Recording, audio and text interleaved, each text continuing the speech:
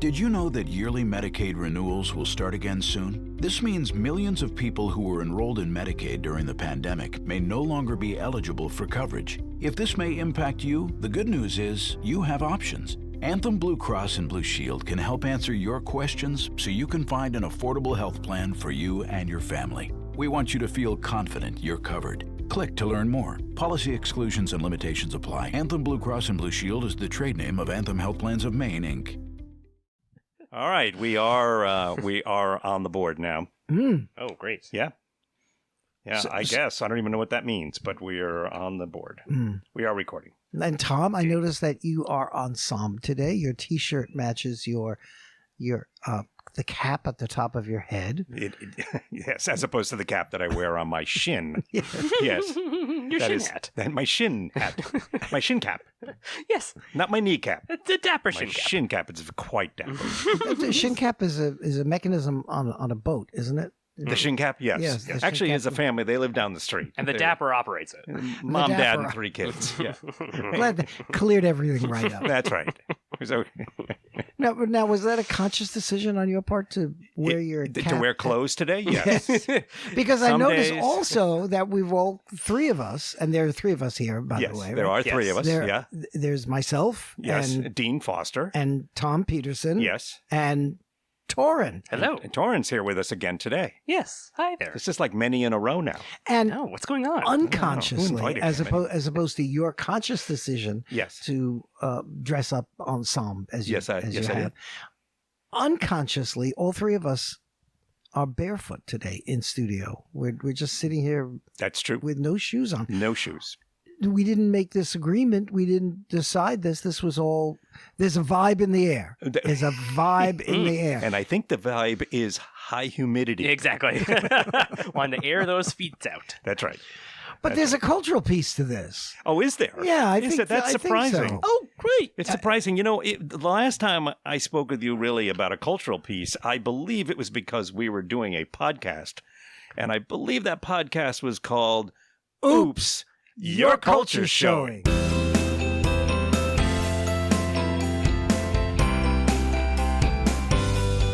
All right, so you were saying there was a cultural piece. Well, I think some to way your to point this. about, it's warm here where we are right now. Yes, in it the is. Northeast, it's summertime. And so you wear shorts, right? You're not going to Shorts. burden yourself with the winter clothing. But, and in many parts of the world, if you're coming out of an agriculturally based culture, Yes. then it's likely you've been working in the fields also. So, you're going to be dressed for very hot weather and you may not be wearing shoes. And I think it's a function of, has the society advanced or evolved, I should say. Advanced is there's a judgment there. Has it evolved from an agricultural system into an urban service system or even beyond that? And because your dress is going to change accordingly. Right. Okay. Yes. And we don't have to be wearing shoes to do this podcast. So it's a warm day. We're friends here. So I mean, technically speaking, we don't have to be wearing shoes in the middle of the winter here either, as long as we're indoors, and comfortable. Right. I think it's the idea, though, of wearing certain things because you're living an urbanized life as opposed to an agricultural life. In places I can remember, like crossing a street. Yes. is just going to be something that's very different, and people are going to be dressed differently because of that. Right? He's just going to take us to a crossing the street conversation, isn't he? I think that's where we're headed. I know this man. He's walking us right there. I'm So to taking you. speak. Yeah. I'm taking you across the street right now. Right way or now, it's another. happening. Because there are Link arms. cultural differences here. Aren't Okay. Is there a cultural difference between wearing your shoes when you cross the street and not wearing your shoes when you cross the street? there? Well, I think it has to do with the economics, and Does it? And also the degree to which we're still a non-urban culture versus an urban culture. Okay. The only thing I would say about the non-urban agricultural argument is that from the time my earliest memories of people with summer tans, okay, because I've always been basically living in a space where the seasons were significant. And so there was a thing called a farmer's tan. And the farmer's tan meant it was the face and the arms from about mid-bicep down. And nothing else, because everything else was always covered, because he was always working in fields and barns and places like that. So he had like work shoes on and socks and long pants. The term redneck comes from that too. The back of the neck. The back of the would neck. get sunburned. Right. Yeah. You're out there in the fields. Absolutely. And so it became a derogatory term when we became urbanized and the better jobs were indoors. Yes. And so you had the country type person was looked, I guess you could say, looked down. Yeah, looked down upon. It became a derogatory term. Yeah. Sure. Yeah. And so this whole idea of, in Japan, and you still see it in other parts of Asia as well, women would make sure that their heads were covered when they were working out in the fields so that they would not get a tan, because the tan became a symbol of the fact that you're working in the fields. So if you wanted to raise your rank in Japan, one of the things you did, and this was particularly something that women did, was you stayed out of the sun and maintained a pale complexion to the degree that you could, which indicated that you were not a field worker, essentially. You were not picking rice. Okay. Basically. Okay. Yeah, sure. Okay. And that became a standard of beauty. So why did the chicken cross the road again? Well, the geisha. The geisha chicken. The geisha chicken. Do you remember that? I think it was a cartoon show. He was. When I think Mel Blanc was in the the seventh voice. grade. He was the voice of everything. Yeah, sure. The geisha and the chicken. And And the makeup of the geisha was very, very defined, very specifically defined. There was a protocol to it. And it was the exaggerated paleness along with very finely tuned dark lips, red lips, and very sensuous lips and eyes, and other parts of the face as well. Okay. Yeah. You sound quite knowledgeable in this. Have you ever actually worn this makeup? My own personal geisha training? Yes. Well, that's a different podcast. Okay. Yeah, Well, okay. we'll get to that Look then. forward to that. So our chicken crossing the road has what to do with the farmer in the field? Well, I think this whole issue of how we behave on the streets, how we move about with shoes, without shoes. But negotiating the streets as well. It's fascinating because it's culturally very, very different. Okay. And I think it's also rooted in a much more basic idea or question that culture answers differently in different places, which is how important is it to follow the rules? Sure. And what is the role of the rule? I know we did talk about this to some degree in earlier podcasts. And for those of you who didn't listen to our earlier podcasts, what is wrong with you? But beyond that, in our earlier podcast, we did talk about... We're going to get a whole lot of emails now from people who are explaining what's wrong with them. True. Send them all to Dean, please. Rhetorical question. It was rhetorical, yes. That there were certain cultures where people would stand in the country in a very lightly traveled road, but they were at a crosswalk, and whatever it was that was going to signal them to cross had not changed to tell them they could cross, so they just stood there and waited whether no traffic came or not. That's right. So you have to wait for the light to turn green. If it doesn't turn green, if it's still red, you just stand there, even if there's no traffic coming, which in what we refer to as rule secondary cultures, where the rules are secondary to the situation. Okay. In those cultures, that defines madness. Why would I stand there if I want to cross the street? Because the color of a light tells me to do so, even if there's no cars coming. Yes. When the idea is to cross the street. And I know all three of us can relate to crossing the street in Manhattan.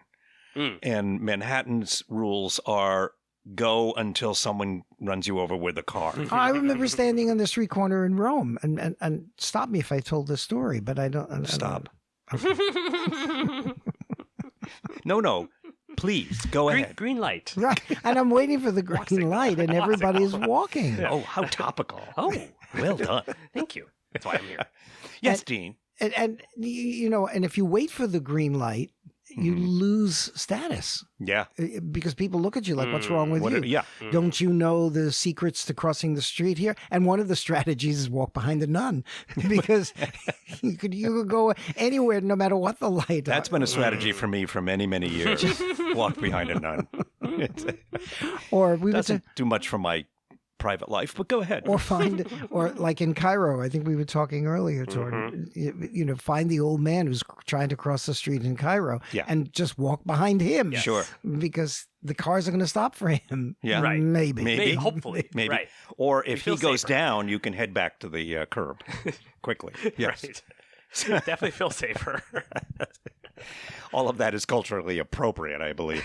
You're right. Even like I just was, sort of joking about Manhattan, but it kind of is that way. And but when you're there and you're standing there and there's people in front of you and they stand and wait and there's a break of like 4 centimeters between cars, you kind of have to jump around them because they're clearly tourists, and you gotta go around them so you can get where you're going.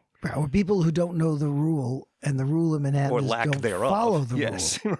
Right, exactly. Make your own rule. And it's similar in Rome, in Italy, where following the rule is what people who don't know how to do it otherwise have to do. Are unfamiliar with it, sure. And you lose, like I said, you lose status for doing that. So what are some of the places where the rule following is going to be, will be represented in things like Switzerland. Right. Switzerland? Okay. Germany. Germany. I mean, in Europe, it's north of the Alps. The further north you go, the more rule focused you become. And I'm speaking about culture societally. I'm not speaking about certain individuals in certain situations, but making generalizations. Okay, as we move, and by the way, generalizations are valid if they're backed up by social and cultural They studies. can also be backed up by regulations and legislation Right, and things like exactly. that. So there Yeah. probably are laws and rules that are followed That reflect that. and they implement penalties and fines and things like Right. that. And so when I talk about a cultural generalization, I'm not talking about a stereotype. I'm talking about a study that based on studies that have been done as to how cultures default in their behavior. It's a general behavior. Yes, exactly. So the Alps, think in Europe, is this cultural fault line.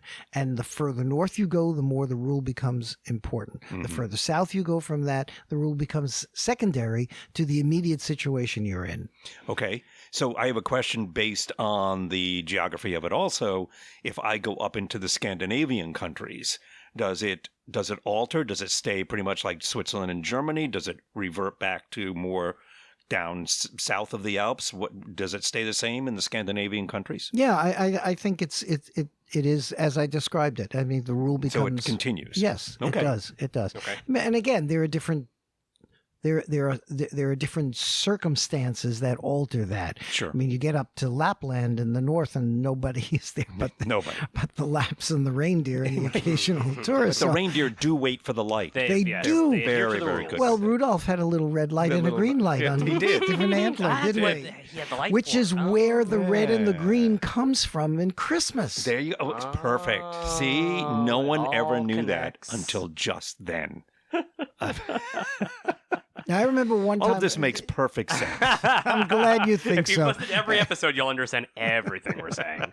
No, go back. I remember one time walking down the street in Hong Kong. And now in Hong Kong, one of the most densely populated places in the world, truly. I think it is the most densely the most densely populated Asian city, city, state, whatever it is now, Right. depending on who you talk to, if you're talking to somebody in Beijing or Hong Kong. Anyway, in its cultural status, nevertheless, very, very densely populated. And I remember being told that before my first trip to Hong Kong, you're going to have to watch the lights when you cross the street, but even walking on the sidewalk is going to take some special skills because there are street barriers everywhere, so that the way the populace is routed as you have to walk from one corner to another corner, you are literally herded and routed to walk in a certain way in a certain direction. Sure. But there are people coming in the opposite direction as well on that same route. And so we're all kind of herded through having to walk and deal with each other in this very densely populated circumstance. And what you do is you walk with the Hong Kong eye.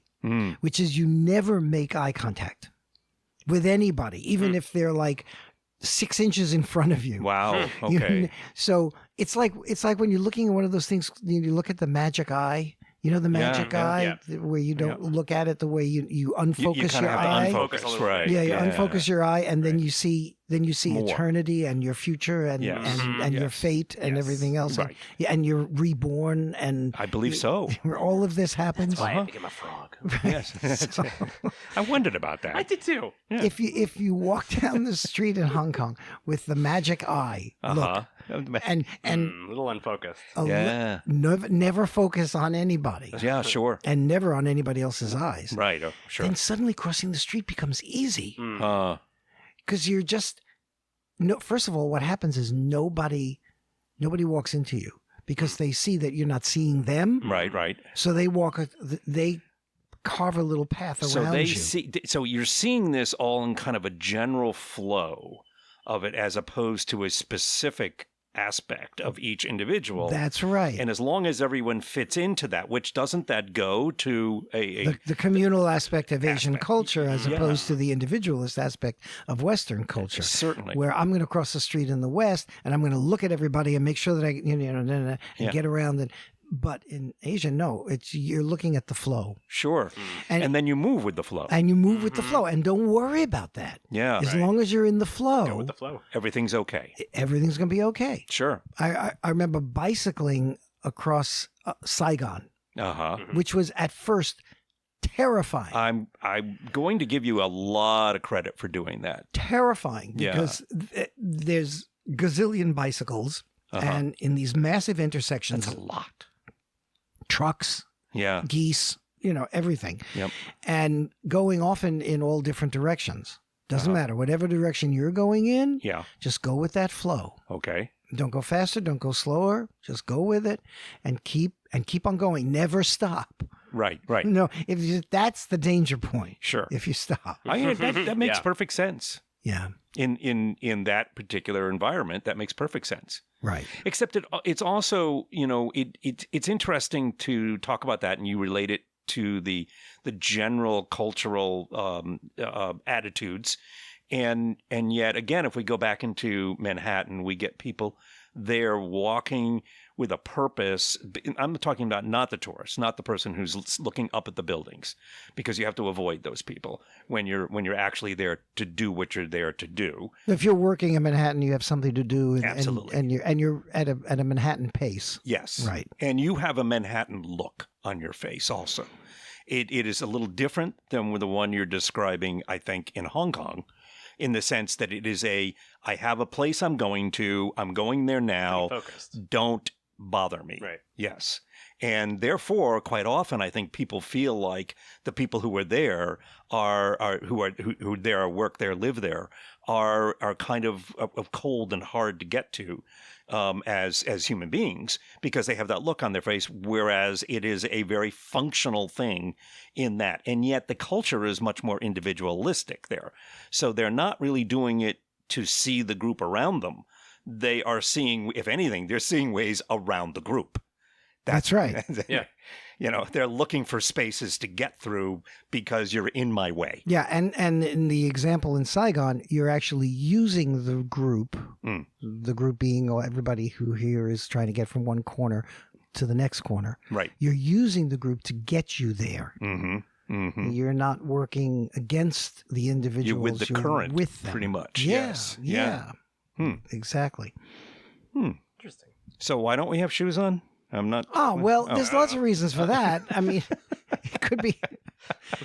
Now, in India, right? I remember we're in India. We were Nice. visiting a temple once, and, the Hindu nation of India, right? And the cow has a certain sacred place because the cow offers milk. The cow provides nourishment. And so they're held in high regard. And the cows can walk through the streets just about anywhere, right? And so you've got the cars, you've got elephants, you've got cows, you've got bicyclists. the street in India is quite a remarkable place. It's where everything happens, and so people congregate in the street too. You know, you're going to have people selling things, and it's quite a fantastic show. And to just cross the street in India is an experience. I remember.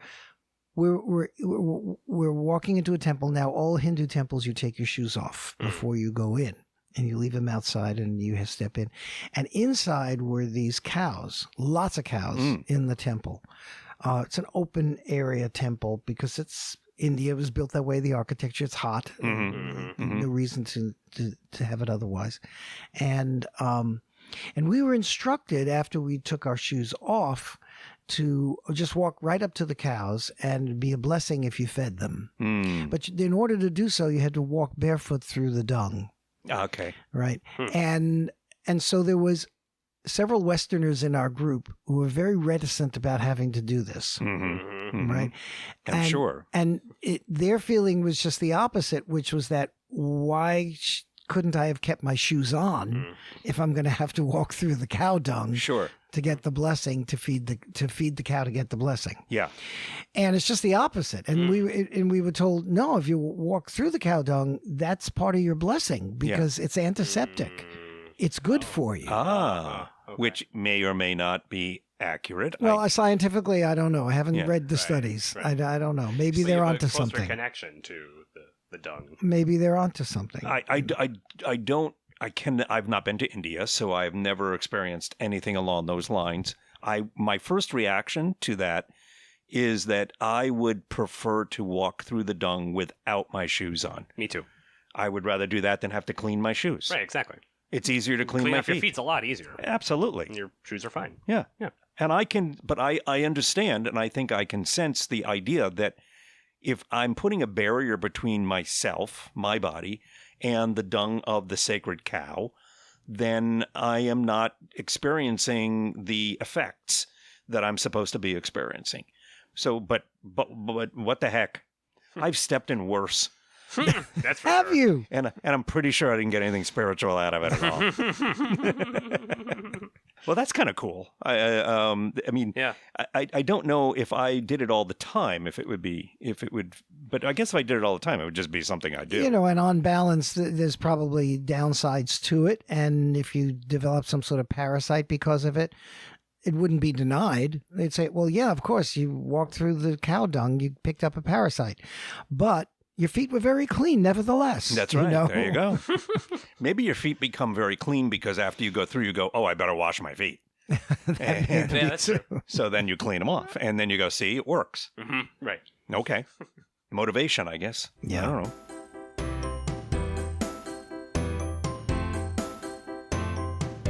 I have two walking related questions. My first is an ignorant one. It's about There's no question that can't be asked. It's about walking across hot coals. I know that is a thing that exists, that people do, but I really don't know what the origins of it or history of it is culturally. Do you have any insight into that? That's a Dean? pretty ignorant question. I have to say. I agree. I know nothing about it.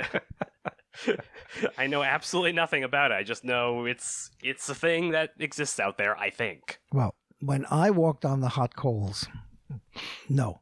Oh, okay. I thought did maybe you not. had. Didn't take place. As I understand it, there are various societies, not just India, because India is where I think we think of this as happening. Okay, I really didn't even know that. So okay. Okay, but Okay. there are various societies around the world where this has been it's been part of their tradition. Mhm. Not everybody does it, and it's still looked on in at least when I knew of it and saw it in India as a unique phenomenon. Mhm. I think there's a Pacific Rim aspect to it as well. Even Yeah. Hawaii, I think, Oh, okay. okay. So in they're- their history, right. I Okay. think, has done similar things. Yeah. But anyway, And are there, it's sort of like walking through the cow dung, are there spiritual elements? to Absolutely. this? Okay. I mean, it becomes a task that is representative of your spiritual development, Mm. that you can physically endure this, Mm. right? that you can put your mind, at least in the Indian tradition in India, that you can put your mind in a place where you are not feeling the pain. Okay, this really becomes representative of your mind training and your spiritual training if you can demonstrate your ability to do this. Now, as I saw it, people move pretty quickly through that. They're not lingering. These are smart people. Yeah, exactly. That seems wise. And I can but also still, even for a short amount of time, it's gonna be pretty hot. Sure. So Oh yes, that's quite a feat, right. if you will. Oh, I see what you're. Right. Bringing out the puns today. Wordplay. Oh, that was a new theme. It's not even grammar time. It's just word time. It was wordplay. That's right. Wordplay. Wordplay. and well played, given that the three of us are sitting played. here barefoot Feet. Oh. in front of the fireplace. Whoa. We should do this in the winter. My mind has been blown apart again. It's going to be a very short walk inside that fireplace. Which is okay. I'm okay with that. Yeah. I'm going to. It reminded me your version of people walking across the hot coals and your interpretation of it, which sounds perfectly understandable the way you've explained it. But it reminded me of a little kind of subculture that I was part of growing up, so I grew up in Northeast United States, in the Connecticut shore of Long Island Sound. And I lived probably about an eighth of a mile from the actual beach on Long Island Sound.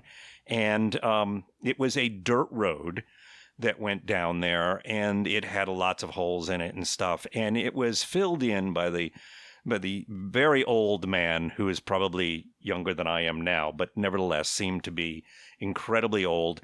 And he would fill it in with clamshells and stones and to even it out. So when cars went over it, they would, in theory, that would make it, they would crush and stuff as they would go over it.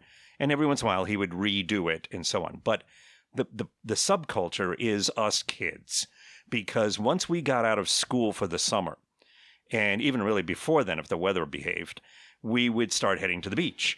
And you had to walk barefoot over these clamshells. Yep. And you had to tolerate it without complaining. Now, I will also say that by the end of the summer, we had calluses on the bottom of our feet. That helps. And you probably didn't even feel it that much. It was not at all. Yeah. It was like wearing sandals. And I think these sadhus in India who do this, who regularly, walk, their feet are pretty toughened too. So it's not going to be the same thing as if you and I just did this and hot-footed across the coals. It was, but it was okay. You're describing the spiritual aspect to it. To a degree, it was a spiritual thing, because if we were proud, literally proud of our ability to be able to walk over it and not even pay attention to it. Right. And that we could get to that point faster than the other kid could, and so that whole thing in our little culture of that world, it was a very important aspect. Yeah. Right. And anybody who came to visit or anything like that would be looked at as being, somebody who didn't really have that quality to them, or they would have to develop it. Absolutely. Because this was an accomplishment. Yes. Almost a rite of passage. Like rite of way, passage. Oh, right. Wordplay. Wordplay. A subset of grammar time. Yes, it is. Yeah. Subset of grammar. We had a subculture, a subset. With the subs are all over the place. And the subs are in Long Island Sound. And to your point about the spiritual aspect of this also, I want to note, like you mentioned that, Tom, that this also occurs in Pacific Rim cultures. Yeah. Cultures of fire. Yes. Right. So we're appeasing the gods. Yes. So these are volcanoes that are right. Oh, yes, many volcanic islands. Exactly, yeah. And in India also heavily influenced by Hinduism, influenced by the idea of fire as a powerful element, right, to our existence. as well as the influence that came from the Parsis, the Persians, when they moved into India and brought their cultures with them. The idea of a fire god and the role that fire plays. So if you can appease these gods, if you can prove to yourself and to others that you are greater than the power that the fire produces, and you can endure it and go through the flames. Yeah. That makes you very special.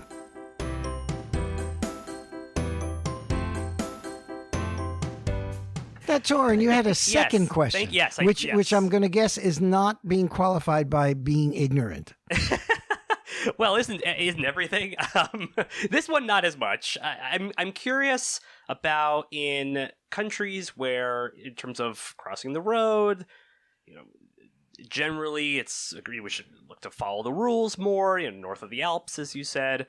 Are you familiar with and you had brought up as well. You both have brought up about different regulations. May reflect the culture, this cultural tendency. So with that, Dean, are you familiar with regulations or even fines, severe fines potentially even for like jaywalking? Let's say because in the United States, I think there are laws in the books around you will be fined this amount of money for jaywalking, but is anyone actually fined for jaywalking? Yeah, really that's but really are there countries where this is very much enforced? Right. That's very interesting because there's also a correlation between the degree to which we need rules and regulations in cultures where rules are followed, as opposed to in cultures where they're not.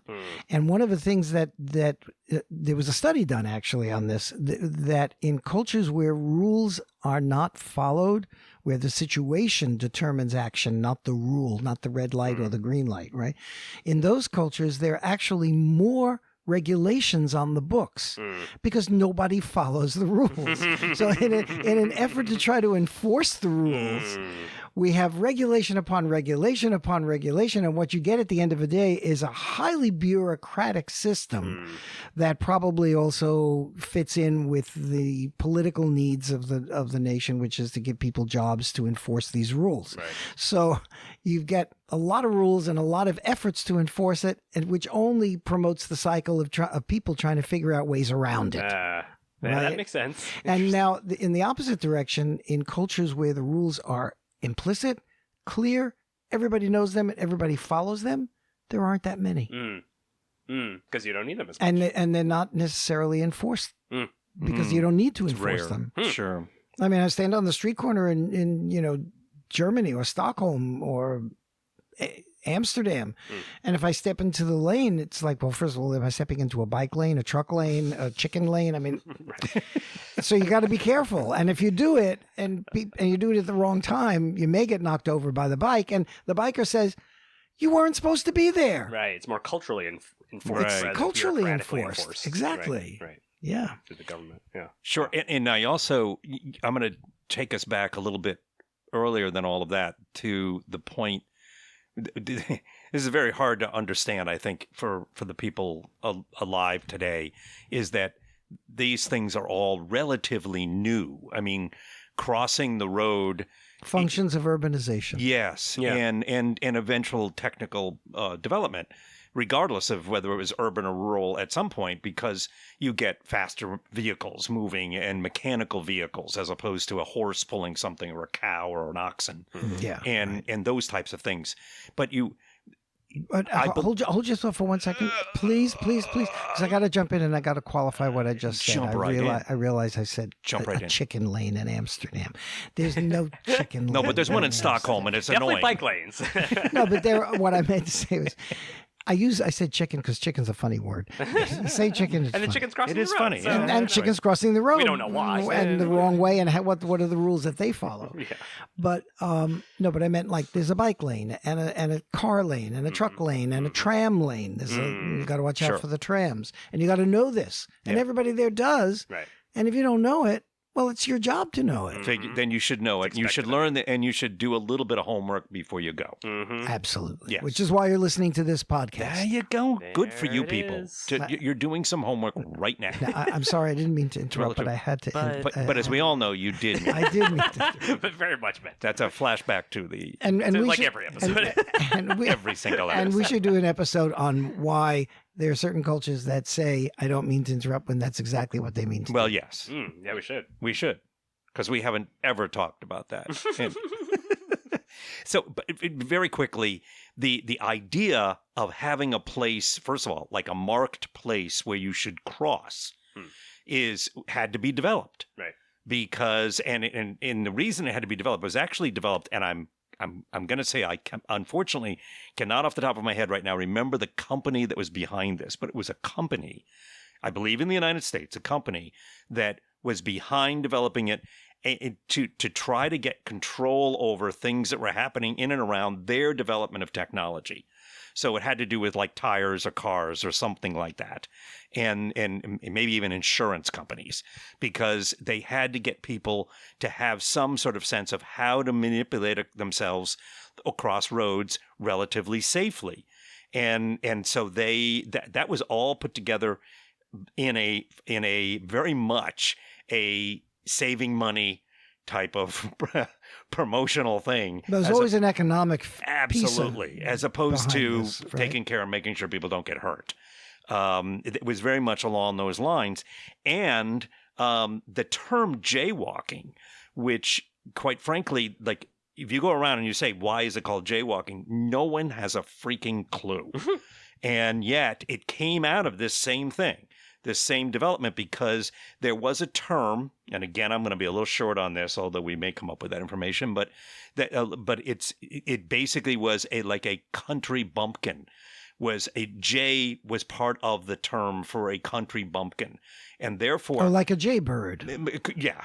And so it could be that the jay walking was because people who, like we were just talking about, people from the country didn't know when they came into the city that these regulations were there, so they would just walk across the street. If it's related to the bird thing and the jay being a bird, wasn't there also another phrase, crazy as a jaybird? So like if you're walking across the road and you're just walking like a jaybird, you're just walking randomly. It could be. I don't know if, I think there was a phrase like that. I don't know. I wonder if that where that came from. Or how. The ice cream. Ice cream. Oh, in the background, Ice cream man is our here. ice cream man just came in, drove past the studio, and we are. You probably didn't hear that at all. But I have to go out and he's down the street. We're gonna leave anyway. So flag him down. What flavor do you like? How many chocolates? How many strawberries? Well, thank you, Dean Foster. Thank you, Tom Peterson. And thank you, Torin, for once again being here and providing absolutely nothing to the broadcast. Oh, wow. Yeah. My pleasure? Yeah. What do I say to that? I have no idea. Okay. We're gonna walk. Well done. Thanks. We're gonna walk across hot coals in our next broadcast. I think I think you are. You have lots of penance to do. I do. I have a lot of clamshells to walk over to. Well, once again, thank you for listening to Oops, Your Culture's Showing. Smell ya.